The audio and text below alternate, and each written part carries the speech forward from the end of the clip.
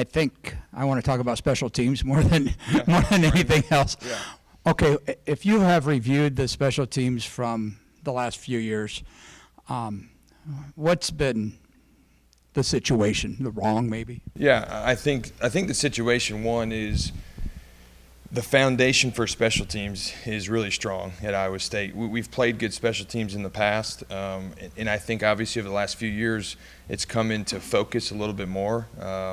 The reality is, though, we have two things going for us. One, our head coach cares about special teams.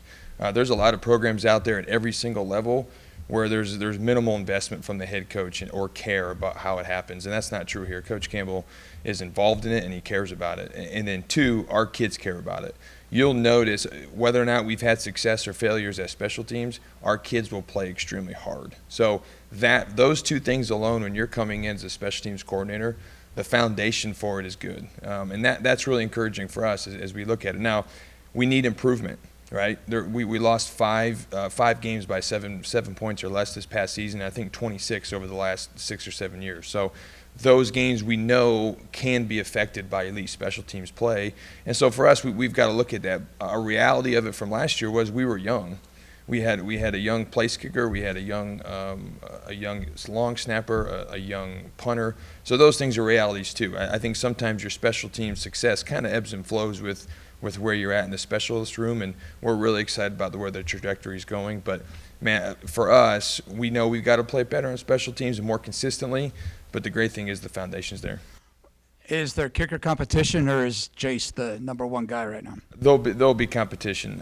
We believe in Jace. We think Jace is a phenomenal athlete. We think he's a great competitor. I think those two things, when you're looking at a place kicker, a point scorer, you look for guys like that, guys who have an assassin's mentality and guys who are athletic, and Jace is those things. Now, we like where Shackford's at too. We like his ability to push us, and we're bringing in guys in the class. We're recruiting. We want to treat our specialist unit no differently than we would treat the running back unit, or we would treat any other position on the offense or the defense. Is we want competition. We're going to invest in those kids. We want those kids to develop. So competition is important to us. Recruiting is important to us, but also so is development, like we do across the board in this program. So there'll be competition. We're investing in those guys heavily. We think Jace, even with a few of his struggles last year, we really think highly of him, and we're excited where his trajectory is. One more for me. Will you make visible changes on the special teams schemes, everything? Schematically, I think that you'll see some changes. I think when you look at special teams, the scheme that you see the most is punt. If you look at the most variation across the Power 5, you're going to see it in the punt unit. There's a lot of ways to kind of change up how you run kickoff return, or even punt block, but the reality is the meat of the yards that are accounted for in a football game are on punt and punt return. And so we really need to make sure that our schematics are dialed in. We'll make some adjustments to the punt team. We think we have a great foundation for where that sits right now. But for us, it's really about consistency, playing simple and fast, and making sure our kids understand what we're trying to get done on each unit. So you'll see some change, but I don't think anything drastic. You built an NAIA football program pretty much from the ground up. I was curious if you had any opportunities at this level in recent years, and if so, maybe what made the Iowa State opportunity exciting for you to make a pretty big jump? Yeah, and we look back at our time at Indiana Wesleyan, and we're so thankful for it. I mean, I was a 27-year-old head coach starting literally from scratch and from ground zero, and all it was us in a pile of dirt and a few people who really believed in it. And to be able to build it where we went, we feel really blessed with. We've always wanted to coach at this level. We feel ready to coach at this level, I do. But it's not just about me. It's my family and my wife, Lindsay, and we have 4 kids, and it's a family move. We wanted to be around the right people, and Iowa State is a place that has the right people.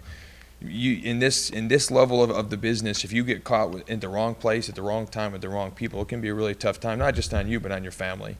And when we had this opportunity, and I said this to Coach Campbell during the interview process, is we want to be at this level, and we're ready to be, but this is the place we want to be, and it's because of the people that we get to be around with Coach Campbell, Coach Shieldhouse, and the people that are in this building. And that's what we all know that's what makes Iowa State different, but it's also what made it different for myself to decide this was the place I wanted to step into this level at.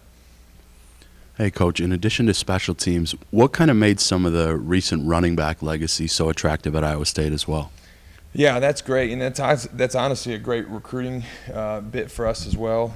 It's just been so impressive. If you even look back to Coach Campbell, dating back to his Toledo days with Kareem Hunt and those guys, and just the legacy that we've had in the running back room. And the great thing is that presents a certain amount of, you could probably say, pressure for our current guys, but it's also why they're here, right? And then we used it in recruiting. We're talking about recruiting. We just talked about what makes Iowa State different. Man, you get to be loved and cared and developed, but as a running back, I also get a chance to be an NFL running back in a first, second round, third round draft pick.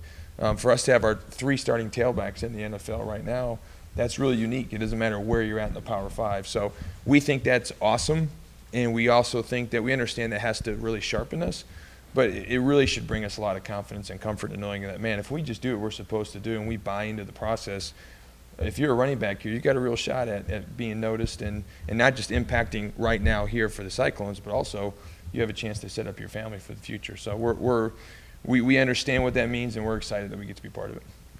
How excited are you about the guys in that room? Obviously, I don't know if we ever saw Cartevious Norton fully healthy last year, but Tyrell's dealing with what he's dealing with, but Arlen coming in and incoming freshmen. Just how would you assess the state of talent in that room at this point? I think we're really talented. I think that we need to gain some consistency out of the room, and I think part of that's health. I think part of that's the fact that we are returning everybody and then adding A.J. Harris as a great transfer from Stanford. We're excited about where the trajectory lies. And you talk about new offensive line coach, new offensive coordinator. We're talking about new wide receivers coach. I mean, we got a lot of things that for our kids, new strength staff, like we're really excited about the direction that it's moving in. And those kids are very talented. And we've done a great job of recruiting here, and that continues to be the case. But those kids are also, when you can recruit great talent and then develop at an elite level like Iowa State has done, man, all those guys, whether it's Jirel getting healthy and getting better, Cartevious, Eli, AJ, all those guys, and with the young kids coming in, we're just excited about the room and the possibilities of the growth there. How do you think you and the other new coaches have kind of matched chemistry-wise? I know it's early, but yeah, I think it's been really good. I have a previous relationship with Coach Steelhouse, so him and I are good friends even off the field, and then the guys that he's brought in, just having him be the kind of our glue. Obviously, it's under the head of Coach Campbell, and you get to be hired into an elite culture and elite staff that helps. But then all of a sudden you get to be like-minded, and I think you're around so many like-minded people. If you're talking about, for us specifically the offensive staff, you're around like-minded people, and the fact that you get to go to work every day with them and be moving in the same direction, I don't think should be taken for granted at anywhere. It doesn't matter what profession you're in, but especially at this level in this profession. And then from a special teams perspective with Coach Grandy, Coach Walling, and Coach Wordle, like we're blessed to have a special team staff too. That's my job to lead that in that area, and guys are just here for the same reasons and have the same heart and want to go in the same direction. It's been a while, like ever, since Coach Campbell had a special teams coach here. Somebody dedicated, essentially, to special teams. Did you have to talk him into that, or was your interview process? Did your interview process include that? Number one, and number two, since you are the first ever special teams coach here under Campbell, is that putting pressure on you, or what are your thoughts about that? Yeah, no, I think for the interview process, it was under the context of us coming in to be the special teams coordinator. So it wasn't, hey, running backs, and then let's see. It was, hey, we think Coach Campbell recognized what he saw was a need for a restructuring on the special team side of things, and we are obviously, I'm very blessed to be considered to be the guy to help restructure that. So we feel good about that. And then in terms of, what was the second part of your question? Do you feel any pressure part of that? Yes, of course you do. It doesn't matter where we've coached at, whether it's in the NAI, whether it's Division III, or whether I was a player myself. No, I have very high expectation on myself. And those are for two reasons. One is now, married as a father of four, man, I got pressure to perform for my family, and that's the most important piece for me. But also the second piece of it is Coach Campbell, Coach Shieldhouse took a chance on me, and I that's not lost on me. And I want to do everything I can every single day to show them that we're worthy of this position. We also understand the fact that special teams can play a major factor in the Cyclones winning and losing football games for the way that we play complementary style. So there's pressure inside of that. We're okay with that. We took this job understanding that there's pressure with it, and we're excited to, if we do our job well, which we have every expectation to do our job well, we're excited about what that can mean for this community, for this campus, and then for Coach Campbell and the staff. And we recognize the pressure, we embrace the pressure, and we're excited to kind of live inside that. Just to clarify, when you went through the interview process, you were interviewing for special teams, and then you've got running backs. Yeah, it was always kind of presented as a double, Okay. a dual role. Yep.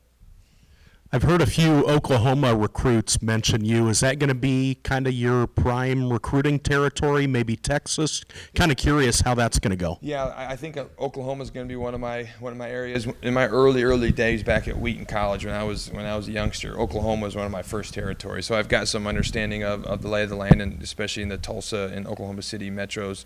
We'll also recruit Illinois, and then around here, at this level, you become very position specific kind of as the calendar goes along. But yeah, Oklahoma is a place that we think is fertile, is fertile soil. We think it's kind of a great intersection if you're going to play in the Big 12. Most 60% of that schedule is going to be played within driving distance of Oklahoma, and we consider ourselves that too. So I think it's a great opportunity for kids from Oklahoma, and we're excited about what that might mean. We've already done well in Oklahoma, but to kind of continue that pipeline will be really good.